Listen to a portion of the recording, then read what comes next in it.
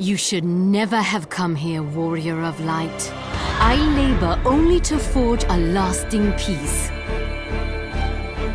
A peace you would deny us out of ignorance and blind faith. No matter. If it is our fate to be at odds, then it is mine to strike you down. We whom gods and men have forsaken shall be the instruments of our own deliverance. Partake of my flesh. Fill this vessel with your light. Walk amongst your brothers and sisters once more. Oh, Saint Shiva, still the hatred within our hearts and bless us with eternal grace.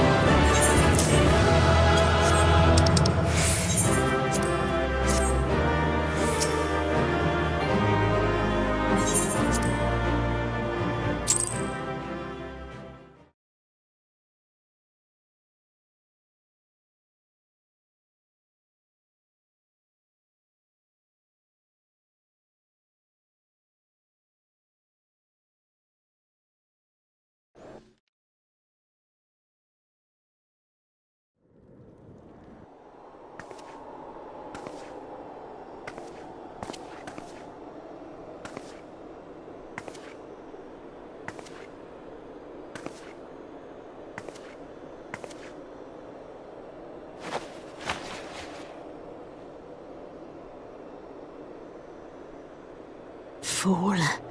Blind, bloody fool.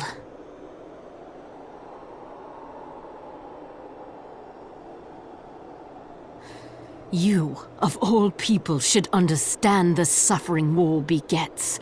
That no sacrifice is too great if it brings an end to the violence. Mine is the righteous cause.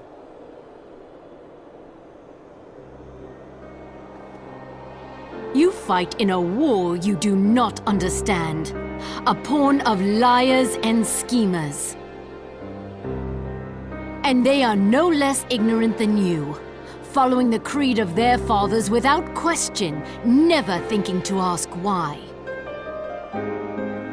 Trapped in a delusion of their own creation, and blind to the truth.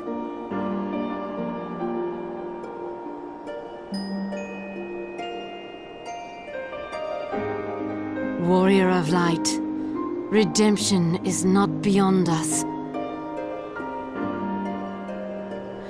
We who walk before may lead those who walk after. Seek the keeper of the lake. See with eyes unclouded. Do not squander Mother's gift.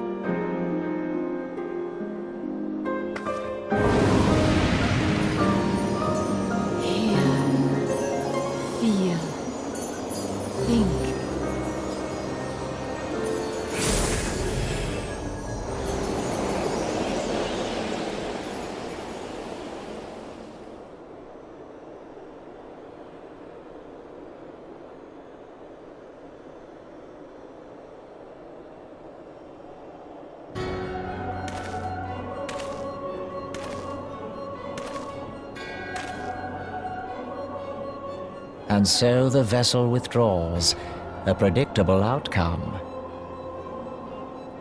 Nevertheless, La Habrea will be pleased. How unfortunate.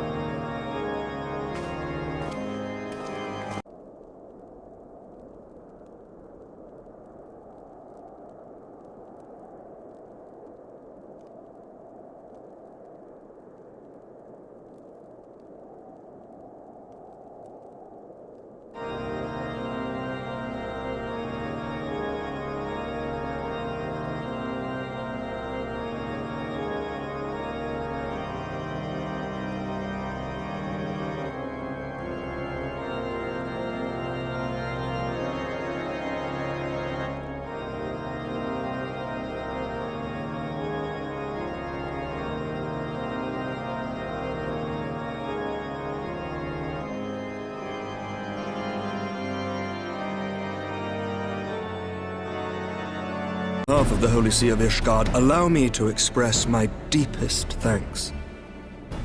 Never before have we been required to contend with a primal. Indeed, there were fears in some quarters that our knights might not be equal to the task. From what we have now learned of these beings, I can say with certainty that we would have lost a great many men had the Scions not intervened. Then the argument for preemptive action should be self-evident. Perchance now you will reconsider my proposal that Ishgard move against Natalan. Ere we first met, a similar proposal was tabled, but the Holy See decreed that we were to observe, and that military action should be taken only in self-defense. All things considered, it was not an unreasonable decision. Since the calamity, 2 vigils have fallen to the Horde, while Garuda has never shown any inclination to storm the gates of judgment. Which is why this unprecedented crisis and its resolution may prompt a change in policy. You who have faced these primals know well the threat they pose. Ishgard did not. Not until now. And there is naught like a brush with death to change a man's outlook. At the very least, this should silence any lingering objections to our arrangement with Revenant's Toll. The Holy See may even feel moved to grant us its formal endorsement. So far as it is possible, the Scions shall be compensated for their service. We should be grateful for any aid you can provide. As a gesture of good faith, I shall withdraw my previous request. Your people are doubtless needed elsewhere. That will not be necessary. We too have a vested interest in watching Dravania's movements. I see. Once more, I must thank you. Sir Emmerich, if I may, do you truly believe that Midgard-Zoma could return?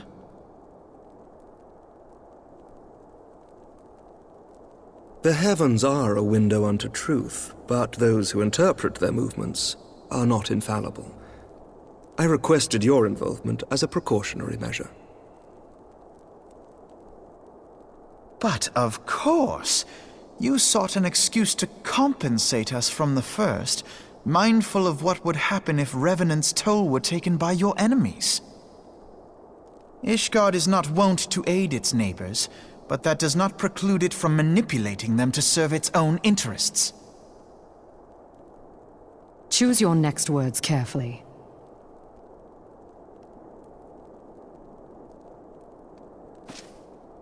Do you know what sort of man becomes Lord Commander of the Temple Knights? One who comes from good stock. I did not. Yet here I am now. Why do you suppose that is?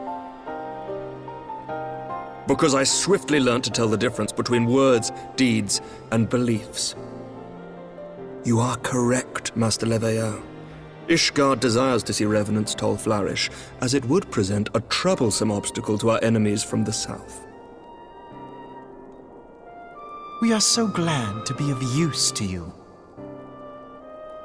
As we are to you. Ours is a mutually beneficial arrangement, lest we forget, one born of necessity. The dragons grow more restless by the day, and the heretics harry us nigh without cease. We have contended with such troubles for centuries, but there are limits to even our endurance. Yet as a pauper is loath to part with his meager possessions, the leaders of Ishgard are not wont to render up their trust to outsiders. But with perseverance on our part, they may yet be made to see the light. Nevertheless, one must take care when walking the road less traveled. Wise words, Sir Emmerich. I shall make a point to remember them. I must apologize for my earlier outburst. I hope it will not sour our good relations. Not at all. You but spoke from the heart. I trust you understand that at times my duties may prevent me from meeting with you. On such occasions, my second-in-command will speak for me.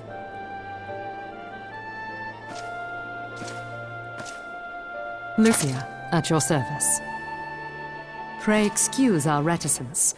We are but wary of speaking too freely, lest our sentiments be made known to our enemies.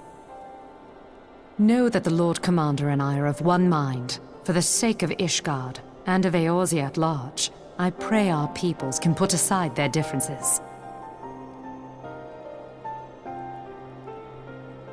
Those who dwell in the past risk losing sight of their future. Should aught befall one of our shipments, pray inform Lucia immediately. You may also relay to her any words you might have for me alone. Not being of Ishgardian birth, she owes no allegiance to any noble house, making her as near to incorruptible as one can find in my homeland. Suffice it to say, I trust her completely, and so may you. Which reminds me, Lord Orchefort, if you would be so kind? Certainly.